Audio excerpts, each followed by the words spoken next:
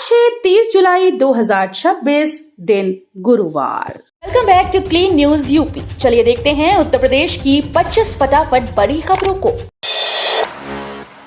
ग्रामीण जलापूर्ति में बड़ा बदलाव, आईआईटी कानपुर और आईआईएम इंदौर करेंगे मदद। उत्तर प्रदेश सरकार ग्रामीण पेयजल व्यवस्था को आधुनिक और पारदर्शी बनाने की दिशा में बड़ा कदम उठा रही है। जल जीवन मिशन के तहत अब आईआईटी कानपुर और आईआईएम इंदौर को नॉलेज पार्टनर बनाया जा रहा है। इसके सहयोग से एआई आधारित निगरानी प्रणाली, डिजिटल प्रबंधन लागू किया जाएगा, जिससे गांव में जलापूर्ति व्यवस्था अधिक प्रभावी और टिकाऊ बन सके। सरकार का लक्ष्य हर घर तक नल से शुद्ध पानी पहुंचाना और योजनाओं का बेहतर संचालन सुनिश्चित करना है।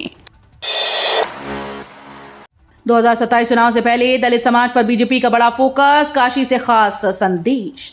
उत्तर प्रदेश में विधानसभा चुनाव से पहले भारतीय जनता पार्टी ने दलित समाज तक पहुंच मजबूत करने की दिशा में बड़ा कदम उठाया। गुरु पूर्णिमा के अवसर पर वाराणसी स्थित संत रविदास जन्मस्थली से समरसता संकल्प अभियान की शुरुआत होगी। इस दौरान 131 से अधिक कलश यात्राएं निकाली जाएंगी, जिनमें जन्मस्थली की पवित्र मिट्टी देश के विभिन्न राज्यों तक भेजी जाएगी। कार्यक्रम में मुख्यमंत्री योगी आदित्यनाथ, दोनों उप मुख्यमंत्री और भाजपा के कई वरिष्ठ नेता शामिल होंगे। भाजपा इसे सामाजिक समरसता का संदेश बता रही है। डीएलएड अभ्यर्थियों को बड़ी राहत, सरकार ने बढ़ाई आवेदन की अंतिम तिथि। उत्तर प्रदेश में डीएलएड प्रशिक्षण 2026 में प्रवेश के इच्छुक अभ्यर्थियों के लिए बड़ी राहत की खबर है। सरकार ने ऑनलाइन आवेदन की अंतिम तिथि बढ़ाकर अब 3 अगस्त 2026 कर दी है। परीक्षा नियामक प्राधिकारी प्रयागराज के प्रस्ताव पर यह फैसला लिया गया। अभ्यर्थी 4 अगस्त तक आवेदन शुल्क जमा कर सकेंगे, जबकि 5 अगस्त तक आवेदन पत्र का प्रिंट आउट निकाला जाएगा। आवेदन केवल आधिकारिक वेबसाइट पर ऑनलाइन ही स्वीकार किए जाएंगे। सीएम योगी का बड़ा ऐलान, भदोही अब संत रविदास नगर के नाम से जाना जाएगा। उत्तर प्रदेश के मुख्यमंत्री योगी आदित्यनाथ ने वाराणसी में संत गुरु रविदास महाराज के 650वें जयंती वर्ष पर बड़ा ऐलान किया। समरसता संकल्प अभियान के शुभारंभ के दौरान उन्होंने कहा कि भदोही को अब संत रविदास नगर के नाम से जाना जाएगा। मुख्यमंत्री ने कहा कि संत रविदास की विरासत प्रदेश और देश की सांस्कृतिक पहचान है, इसलिए सरकार उनके सम्मान के लिए प्रतिबद्ध है। कार्यक्रम में उन्होंने विपक्ष पर भी निशाना साधते हुए कहा कि समाज को बांटने वाली ताकतों से सावधान रहने की जरूरत है। यूपी के बिजली उपभोक्ताओं को बड़ी राहत, प्रीपेड स्मार्ट मीटर अब पोस्टपेड की तरह करेंगे काम। उत्तर प्रदेश सरकार ने बिजली उपभोक्ताओं को बड़ी राहत देते हुए प्रीपेड स्मार्ट मीटर को पोस्टपेड की तरह संचालित करने का फैसला किया। मुख्यमंत्री योगी आदित्यनाथ के निर्देश पर अब उपभोक्ताओं को पहले की तरह बिल जमा करने की निर्धारित तिथि मिलेगी। ऊर्जा मंत्री ए के शर्मा ने बताया कि बिलिंग साइकिल में कोई बदलाव नहीं होगा और हर महीने बिजली बिल एसएमएस व व्हाट्सएप के जरिए भेजा जाएगा। साथ ही बकाया राशि का भुगतान 10 आसान किश्तों में करने की सुविधा भी मिलेगी। यूपीटीईटी 2026 का रिजल्ट अगस्त में संभव, लाखों अभ्यर्थियों का इंतजार जल्द होगा खत्म। उत्तर प्रदेश शिक्षक पात्रता परीक्षा यानी यूपीटीईटी 2026 में शामिल लाखों अभ्यर्थियों का इंतजार जल्द खत्म हो सकता है। मीडिया रिपोर्ट्स के मुताबिक परीक्षा का रिजल्ट अगस्त में जारी होने की संभावना है। हालांकि उत्तर प्रदेश शिक्षा सेवा चयन आयोग ने अभी आधिकारिक तारीख की घोषणा नहीं की है। मूल्यांकन प्रक्रिया पूरी होने के बाद उम्मीदवार आयोग की आधिकारिक वेबसाइट पर अपना स्कोर कार्ड देख पाएंगे। अभ्यर्थियों को सलाह दी गई कि वे रिजल्ट से जुड़े सभी आधिकारिक अपडेट के लिए आयोग की वेबसाइट पर नियमित नजर बनाए रखें। विदेशी महिला पर्यटक को बंदर ने काटा, अखिलेश ने योगी सरकार पर साधा निशाना। आगरा के ताजमहल में विदेशी महिला पर्यटक पर बंदर के हमले के बाद सियासत तेज हो गई। समाजवादी पार्टी के अध्यक्ष अखिलेश यादव ने प्रदेश सरकार पर निशाना साधते हुए कहा कि पहले पर्यटकों को बंदरों के हमलों से बचाइए, फिर 1 ट्रिलियन इकोनॉमी की बात कीजिए। उन्होंने सोशल मीडिया पर पीड़ित पर्यटक का वीडियो भी साझा किया। घटना रविवार की है, जब रिपब्लिक ऑफ कोरिया की पर्यटक किम मेह ताजमहल घूमने आई थी। आरोप है कि बंदर के काटने के बाद उन्हें करीब 1 घंटे तक एम्बुलेंस नहीं मिली, जिसके बाद बैटरी कार से अस्पताल भेजा गया। सफर बना मुसीबत, यूपी में बीच रास्ते बंद पड़ रही जनरत एसी बसेस। उत्तर प्रदेश में रोडवेज की जनरत एसी बसेस की खराब हालत यात्रियों के लिए परेशानी का कारण बन रही है। विकासनगर और प्रयाग डिपो की एसी बसेस बीच रास्ते खराब होने से यात्रियों को घंटों इंतजार करना पड़ा। कई मामलों में दूसरी बस की व्यवस्था भी नहीं हो सकी, जिसके बाद यात्रियों को अपने खर्च पर दूसरे साधनों से सफर पूरा करना पड़ा। लगातार सामने आ रही शिकायतों ने रोडवेज की सेवाओं पर सवाल खड़े कर दिए। यूपीटीईटी रिजल्ट 2026 अपडेट रिजल्ट आते ही ऐसे करें score card download. Uttar Pradesh शिक्षक पात्रता परीक्षा 2026 में शामिल लाखों अभ्यर्थियों का इंतजार अब जल्द खत्म हो सकता है। उत्तर प्रदेश शिक्षा सेवा चयन आयोग ने अभी तक रिजल्ट जारी करने की आधिकारिक तारीख घोषित नहीं की, लेकिन उम्मीद जताई जा रही है कि परिणाम किसी भी समय जारी किया जा सकता है। रिजल्ट जारी होने के बाद अभ्यर्थी आयोग की आधिकारिक वेबसाइट पर जाकर अपना स्कोर कार्ड और परिणाम डाउनलोड कर सकते हैं। उम्मीदवारों को सलाह दी गई कि वे वेबसाइट पर नियमित रूप से नजर बनाए रखें। यूपी मेट्रो का नया कदम, अब घर बैठे करें मेट्रो सेक्टर के international certificate course. Uttar Pradesh metro rail corporation ने देश में पहली बार मेट्रो सेक्टर के लिए इंटरनेशनल ऑनलाइन सर्टिफिकेट कोर्स शुरू किए। यूपीएमआरसी के प्रबंध निदेशक सुशील कुमार ने इन कोर्सेज का शुभारंभ किया। बेसिक शिक्षा राज्य मंत्री संदीप सिंह ने बताया कि जिन विद्यालयों में नियमित कक्षाएं संचालित नहीं होती, वहां पहली बार प्री प्राइमरी कक्षाएं शुरू की जाएंगी। सरकार का कहना है कि इस पहल का उद्देश्य शिक्षा व्यवस्था को अधिक प्रभावी बनाना और छोटे बच्चों को शुरुआती शिक्षा की बेहतर सुविधा उपलब्ध कराना है।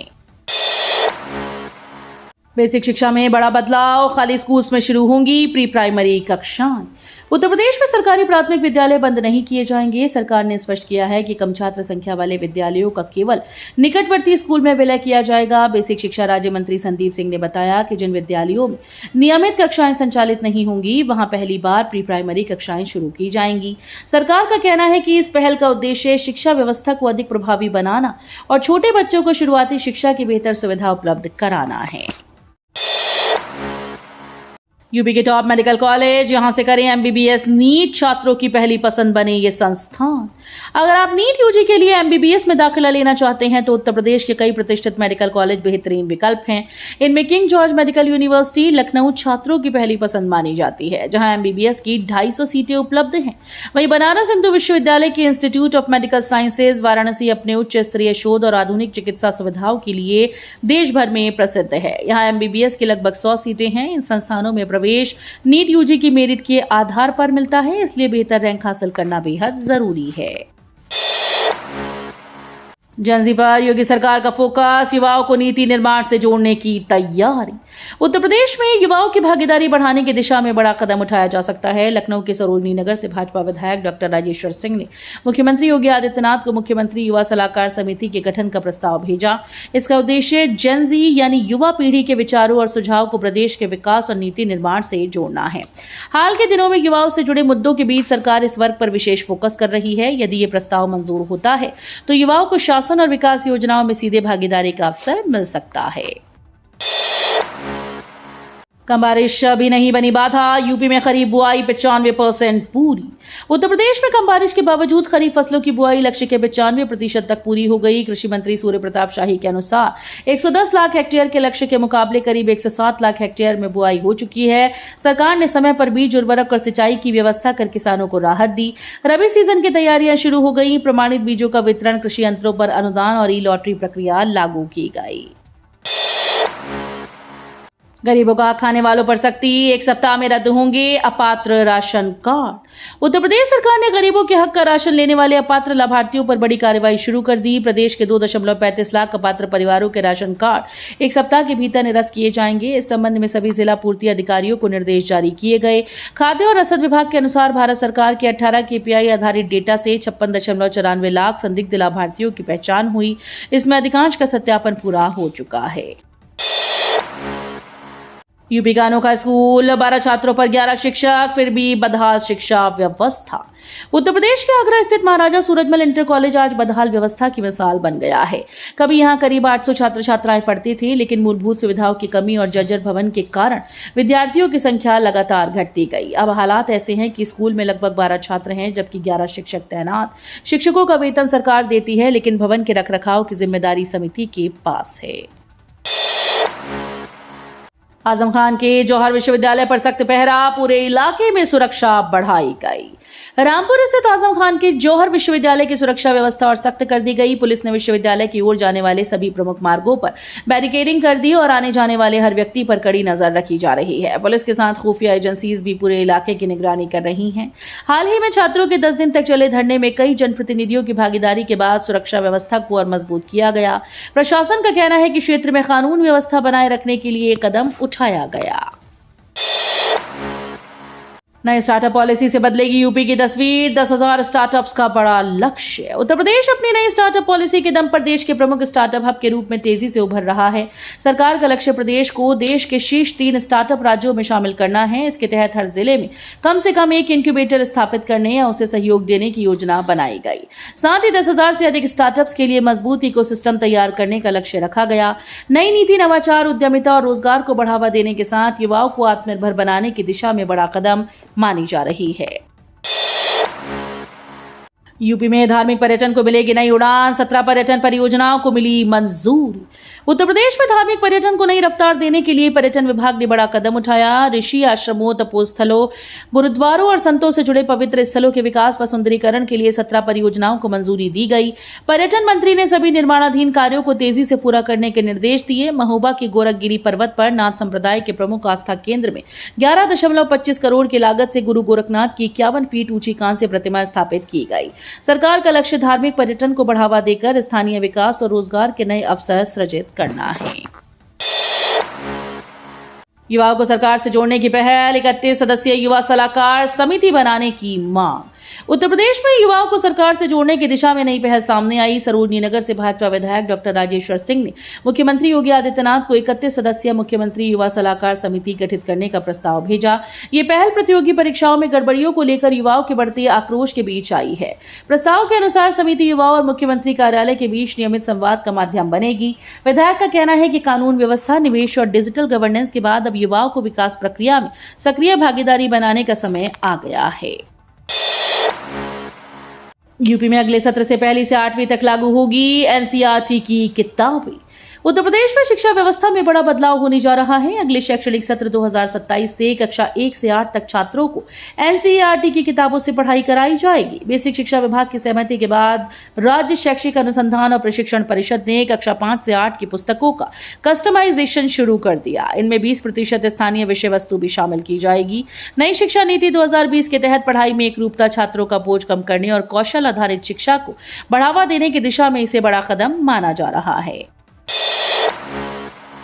यूपी के खेल छात्रावासों में निकली प्रशिक्षकों की भर्ती, मिलेगा 1.5 लाख रुपए प्रतिमाह मानदेय। उत्तर प्रदेश के अंतर्राष्ट्रीय खिलाड़ियों और प्रशिक्षकों के लिए बड़ी खबर है।